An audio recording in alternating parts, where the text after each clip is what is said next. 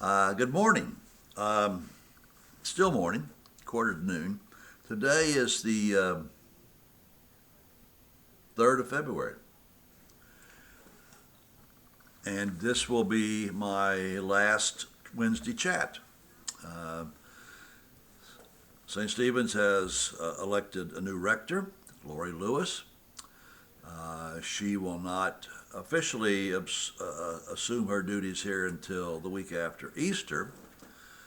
But there will be some interim clergy in and out, and one of them, Mother Christine Gilson, may be doing these Wednesday chats online for a while. So you'll get to meet her. You'll know things are changing because if you look around in here, a good part of the furniture is gone. Some of the bookshelves have been moved out, and if you look close, I need to figure that you can see splotches on the wall. They're getting ready to repaint the office for Lori this week, next week, something like that, so she can start moving in. And in the past, people have talked about there not being many books on the bookshelves, and now there's not even any bookshelves left, so they've been moved out to another room in anticipation of painting. So things are changing for the good. For the good, I think St. Stephen's is getting a super rector in Mother Laurie. She is a woman of deep spirituality and faith, boundless energy, intellect, and imagination. And she's also just a delightful person to have around. So I'm looking forward to that. But that means this brings an end to my association with St. Stephen's, except I will be back to celebrate Easter this year. A note to Hank Hosley, if you're listening, Hank. We're working on, we are, that's the ecclesiastical we, but the liturgy people next door are working on planning in-person liturgies. So I think you will see us going back to that relatively soon. And so you will be able to come back to church. You will be able to come back to the Eucharist. And I know that you had voiced your opinion about that at the annual meeting, and we appreciate that. And please know that many of us share your pain about not being able to be in person in worship.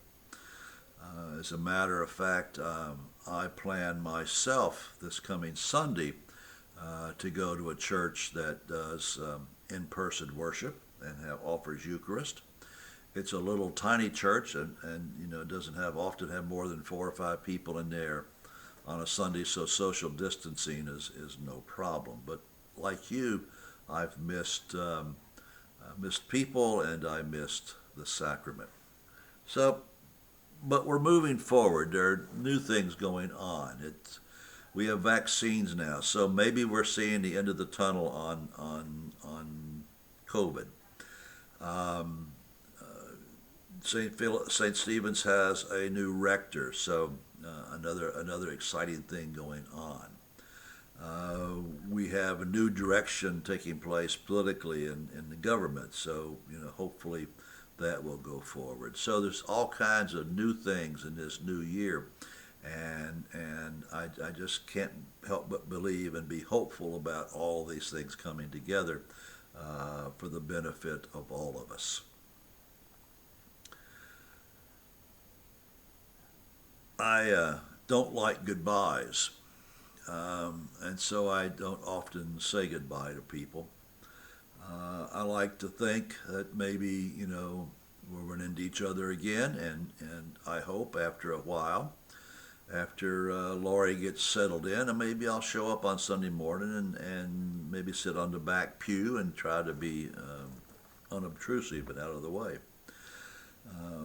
I want to say again that, I've made a lot of new friends in this parish. It is a wonderful place to be. It's a wonderful church full of wonderful people. Um, uh, you've allowed me into your lives in so many ways. And I was looking forward to being more involved until the pandemic hit and we were all restricted. Along those lines, let me say to Danny Lofton, I'm sorry we didn't get together for another lunch or two to share stories. There's some other people I was going to have lunch or dinner with that didn't work out, and to Joe and Devin Rothwell, I'll take a rain check on that dinner we never quite got around to doing recently. So it's been a great time. It's been fun for me. It's been a time that has allowed me to continue my ministry in some way. Although my wife likes to point out recently that I have retired or resigned 4 times in the last 10 years. So I guess I just keep getting up and doing things again and again and again. So I don't know what the future holds, but I do know who holds the future, and in that I am at peace. So I hope and I pray that you at St. Stephen's will continue to grow. You have so much to offer. You have a lot of potential here, but you're going to have to work at it a little bit. Your rector cannot be the sole source of your evangelistic endeavors. She cannot be the sole source of finding a stream of new members. She works with you all and her congregation. The rest of you are in the world, and that's where you're going to encounter people who are looking for a church. Um, you know, I think sometimes more people are looking than will let on. And I would hope that if you encourage people to come to church, but don't just encourage them to come to church, offer to meet them here when they come to church, sit with them, show them or help them through the liturgy. Sometimes it can feel a little confusing to newcomers. Follow up with a phone book, introduce them to other members. Make them feel like that this is a wonderful community of caring people, which it is, and to which they want to be part of. Statistics show that 85% or more of any given congregation are members there because somebody asks them. Somebody asks them to come here and become part of this church. And it was kind of like Jesus said to the first disciples, come and see, come and experience it. It won't be for everybody, but I think there will be some who want to embrace it and will find in the Episcopal Church maybe that piece of the puzzle they were missing for their own lives.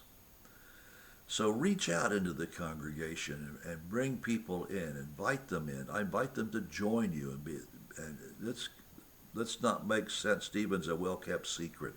Let's share that with the world. Secondly, I would ask that as you go forward in your ministry into the future, look around and find ways to be involved in the community in some way. Whether you're working with already existing social programs, whether you're feeding the hungry or clothing the naked or hanging out at the soup kitchen or whatever it may be, that you encourage participation at a parish level. Not just offering money for them, but actually offering bodies and people involved in this in some way to get your hands on ministry. I don't know that you need to create your own. There may be many who can use your help, or there might be a need that is being unfulfilled that St. Stephen's could help fill. So you just never know the opportunities that are out there unless you go and look. So I hope you will look. I hope you will look around and see what you can do and ask what this parish can be doing in the larger community to share the love of God and bring people into a deeper relationship with the risen Christ. These are things that we'll always be doing, whether I'm here or Brother Laurie's here or whoever is here. This is simply what it means to be the church, the body of Christ. And I hope, you will continue to live into that. Yes, St. Stephen's has hurdles to cover. There's a lot of deferred maintenance that needs to be done, and when you stand back and look at it in one big thing, you think, gee, that's a lot of money. And it is a lot of money. But break it down. Maybe you can find this project A, project B, project C, and find ways to take care of that. So there's always things to be done, always ministries to be involved in. Lastly, I hope that you will take to heart this time of enforced quarantine and remember how much you missed being in community with your brothers and sisters here, how much you missed being present in worship, and continue to make that a priority, to show up on Sundays, to make the effort to be here and to share with each other, to once again be renewed in reception of the sacrament of the body and blood of Christ, to be renewed in witnessing a new life through the sacrament of baptism, of being part of lives coming together and pledging their love for each other in the sacrament of marriage. All of these things that are part of our community, that we speak of God's love and acceptance and desire that all live in harmony and goodwill with one another. All of this that we find in the church that we need to recapture, and I believe you will. So, I don't feel like I'm going away. I'm only an hour west of here. Although from Sunday to Sunday, I'm not going to be sure what I'm going to be doing. That will be worked out in concert with myself and the Bishop of Western Kansas.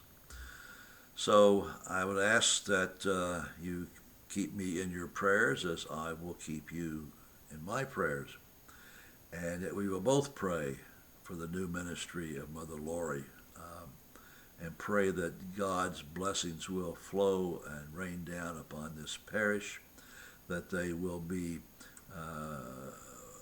poured out, overflowing into your lap, as one of the Gospels says about it, and that you will find in the future that St. Stephen's is a place of growth, that it is a place of fellowship, it is a place of harmony, it is a place for life to be discovered in the midst of our Christian brothers and sisters.